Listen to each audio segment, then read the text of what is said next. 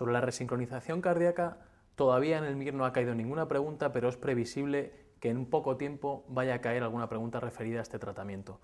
El motivo es que la resincronización cardíaca ha demostrado en un grupo selecto de pacientes, que veremos cuáles son, reducir, por un lado, los ingresos hospitalarios, mejorarles la calidad de vida y, sobre todo, mejorar el pronóstico.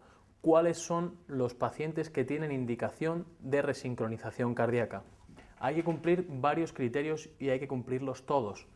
En primer lugar, tiene que ser un paciente con insuficiencia cardíaca sistólica. Además, la fracción de eyección tiene que estar por debajo o igual al 35%. Además, tiene que tener al menos disnea de mínimos esfuerzos, es decir, un grado funcional 3 o un grado funcional 4, a pesar de tratamiento médico óptimo. Tiene que tener el paciente IECAS, beta bloqueantes y espironolactona para que nos planteemos un tratamiento con resincronización. Y aparte, el paciente tiene que tener en su electrocardiograma un bloqueo completo de la rama izquierda. Generalmente se dice por encima de 130 milisegundos. ¿En qué se basa la resincronización cardíaca? Vamos a ponernos en el caso de un paciente con insuficiencia cardíaca, con disfunción sistólica y con un miocardio dilatado. Lo que ocurre con este ventrículo izquierdo dilatado es que también se dilata el anillo mitral y estos pacientes desarrollan también insuficiencia mitral que les empeora su situación hemodinámica. No es raro, y de hecho hasta el 30% de los pacientes con miocardiopatía dilatada desarrollan bloqueo completo de la rama izquierda. ¿Qué es lo que sucede? Este bloqueo de rama izquierda supone asincronía. En condiciones normales, el estímulo eléctrico baja desde el nodo sinusal al nodo auriculoventricular, llega al haz de His y a las dos ramas para que se estimulen a la vez los dos ventrículos y haya una contracción sincrónica. Con el bloqueo de rama izquierda va a suceder una asincronía a múltiples niveles.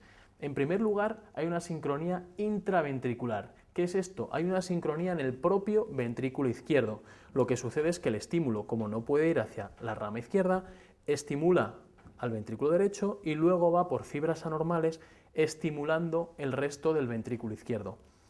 ¿Qué pasa? Que va a haber una parte que se estimule antes y otra parte que se estimule más tarde, que es la cara lateral, que es la que queda más lejos del septo. Esto provoca que no todo el ventrículo izquierdo se contraiga simultáneamente.